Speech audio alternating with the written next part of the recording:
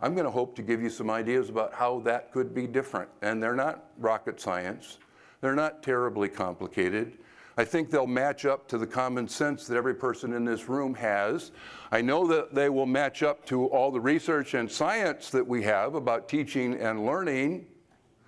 But vulnerable kids right now in our country continue to be damaged in ways that will affect their learning outcomes and their life outcomes forever unless we change it, and we can.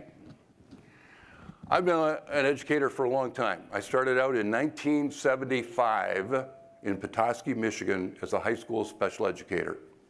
In some respects, that was a really good time for me to come in as a high school special educator because there were no curricula for high school special ed. Special ed had just kind of begun. We had mandatory special ed law passed in 1974. It began to be implemented about 1975, 1976, most places. And so there were no programs, there were no materials, there were no pacing guides. There weren't those kinds of things that I was supposed to do, so I had to figure it out. And when kids sat down with me in reading or math or in other areas, I had to figure out how to engage them. And it becomes pretty obvious when you're doing it that way that if you push them too hard or too fast or give them material they can't read or math they don't understand, what happens to that look in their eye? They turn you off. They disengage. In some cases, they get angry. In a lot of cases, they start to misbehave. In some cases, they shut down in ways that just shocked me. And so I had to figure out how not to do that. And so we had to build our libraries of materials. And a lot of that for me meant making my own materials for things like math that weren't available, all the way down to the level where they needed to learn at their level something that they could do with that high rate of success that we call the instructional match, the instructional zone, the zone of proximal development. We had to figure out how to give kids what they needed at their level and then stay at that level long enough for whatever that was to be truly learned, allowing them to go to the next level and the next level.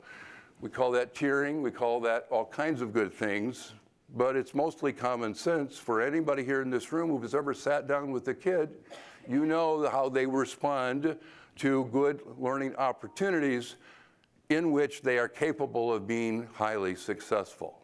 Where we said we're not going to wait for kids to be labeled with a special education label, LD, emotionally disturbed, behaviorally disturbed, mentally impaired, whatever labels it might be. We are not going to wait for that.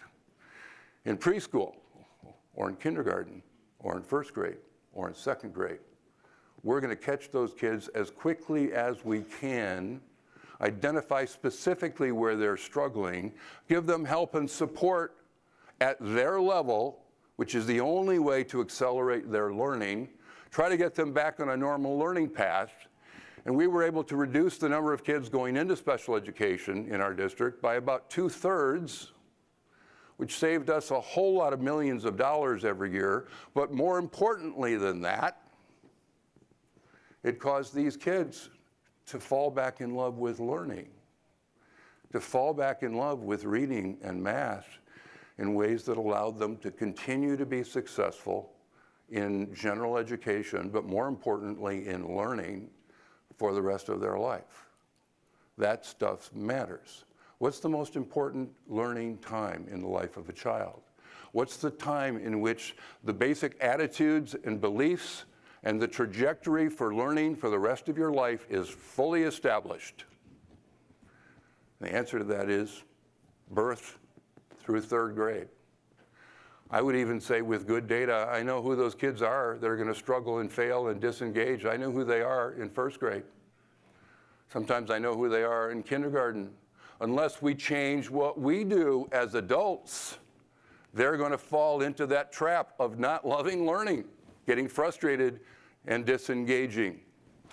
The data would say that we're allowing that to happen to an awful lot of kids in spite of all of these things that I've watched over my decades.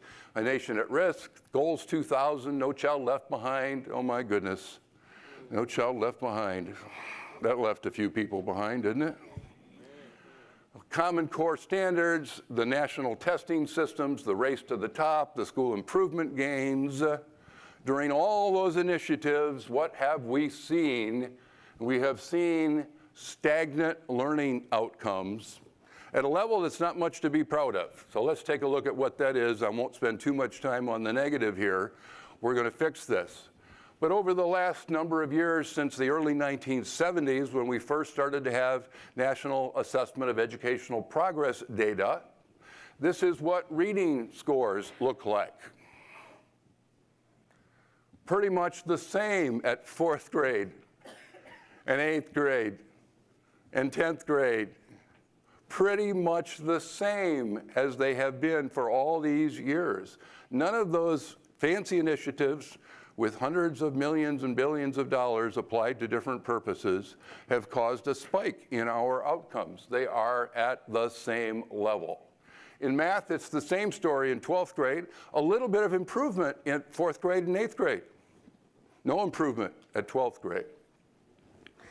In PISA studies, they don't go back quite as far. They only go back to the year 2000.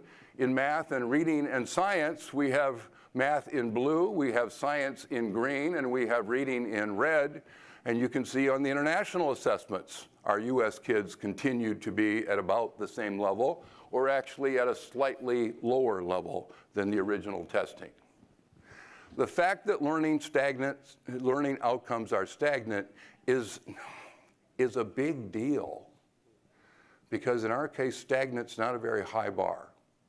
In our case, stagnant is a whole lot of kids left behind, not truly those effective kids who love to learn.